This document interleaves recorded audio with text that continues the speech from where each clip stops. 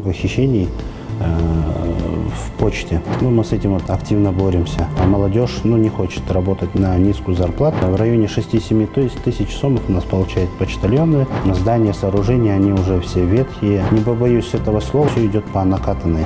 Зарплату надо поднимать. Открывается наш филиал в Европе. Как известно, вы были назначены на эту должность совсем недавно. Какие в настоящее время есть проблемы, которые требуют незамедлительных решений? Но я человек не новый, потому что я уже около 10 лет проработал в системе Кыргызпочта-С. Имеются проблемы, которые у нас образовались уже годами. Годами у нас образовались. И самой основной проблемой у нас является то, что очень низкая заработная плата у сотрудников почты. То есть в районе 6-7 тысяч сомов у нас получают почтальоны, операторы. У нас около 3500 человек работает в предприятии. Из-за низкой заработной платы у нас есть острая нехватка кадров.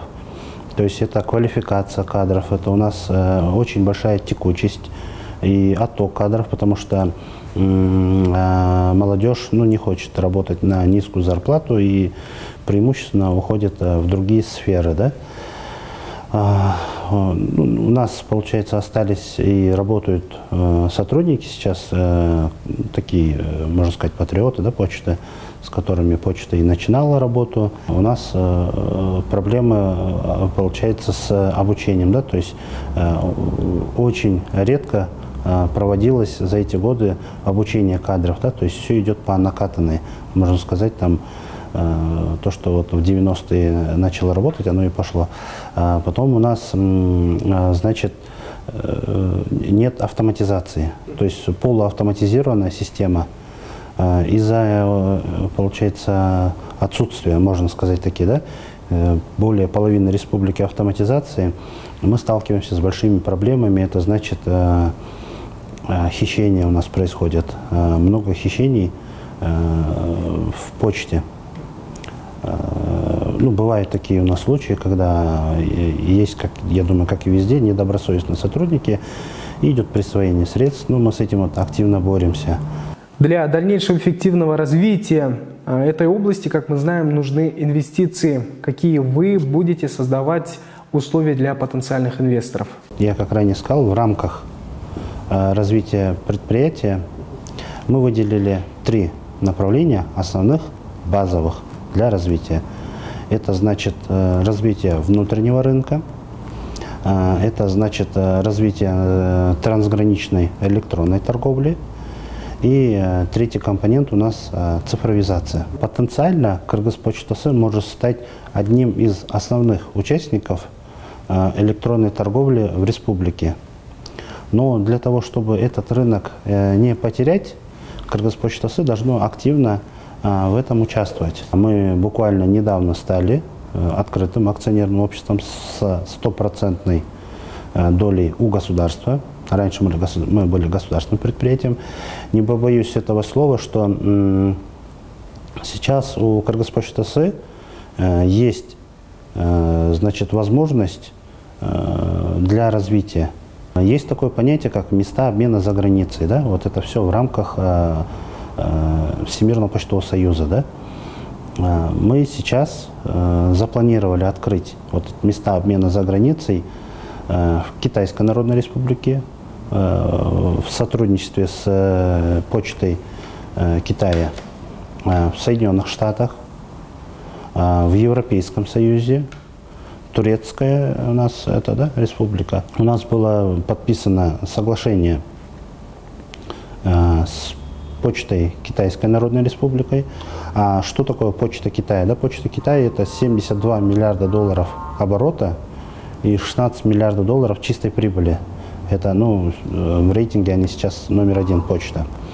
Мы с ними буквально 1,5 месяца назад подписали, были образованы рабочие группы, и мы сейчас с ними отрабатываем направления. Первое – это город Кашгар в Сэзе, чтобы было представительство Кыргызской почты совместно с Китайской почтой запущено. Да?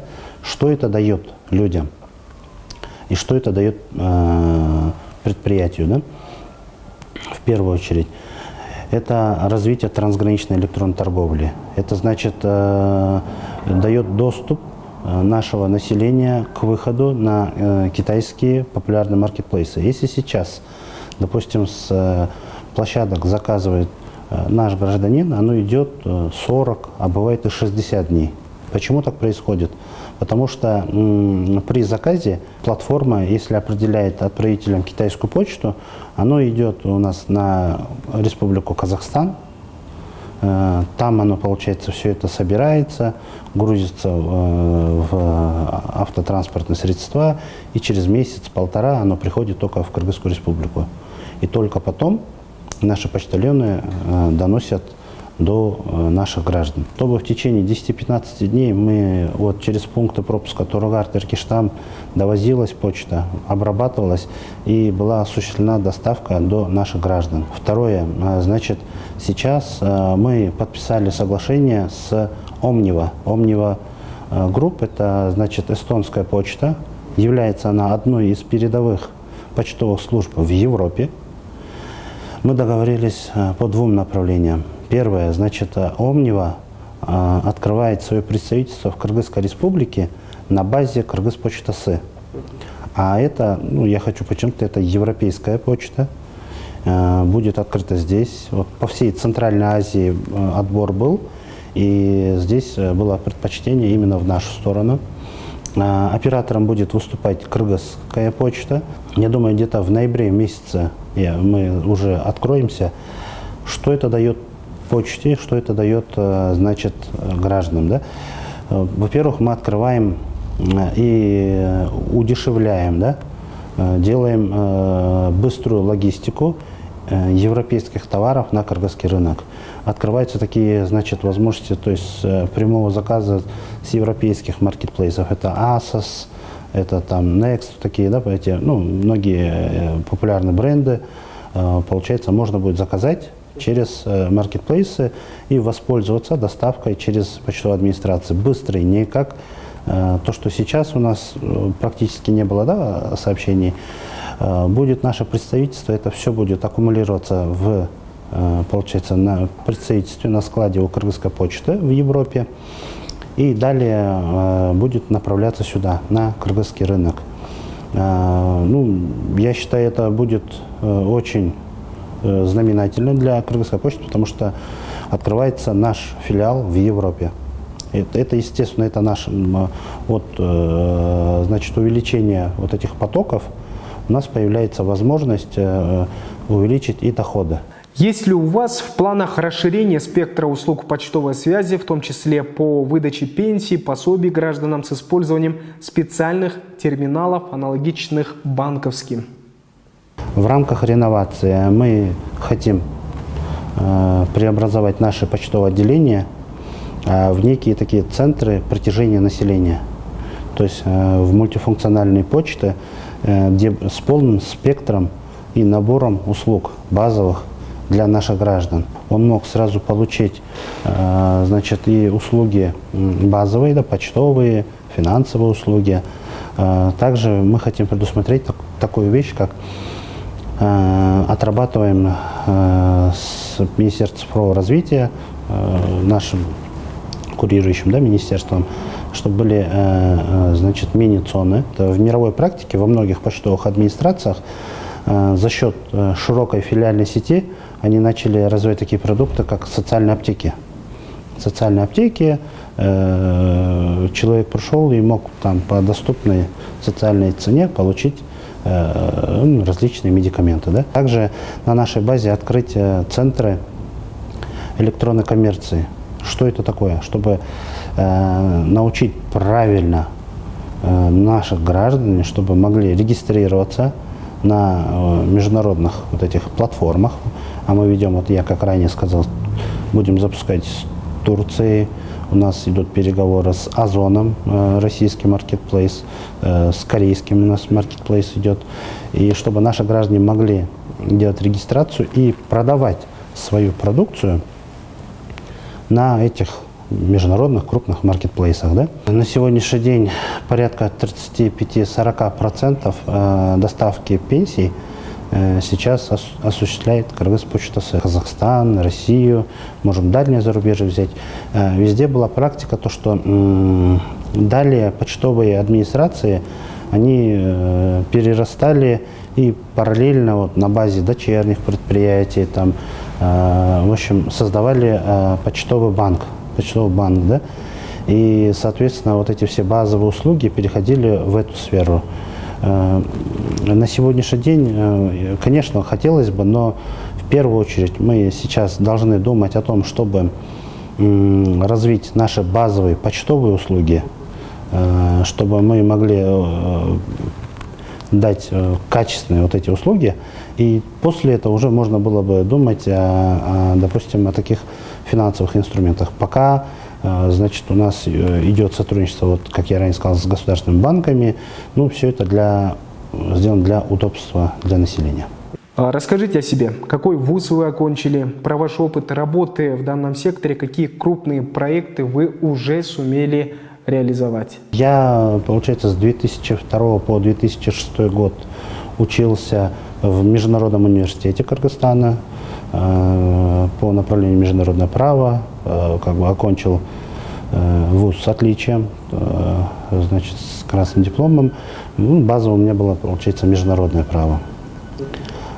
После этого также я учился и в Кыргызском национальном университете по направлению гражданское право. И также я закончил Академию управления при президенте Кыргызской республики по направлению политический менеджмент, госуправление. Да?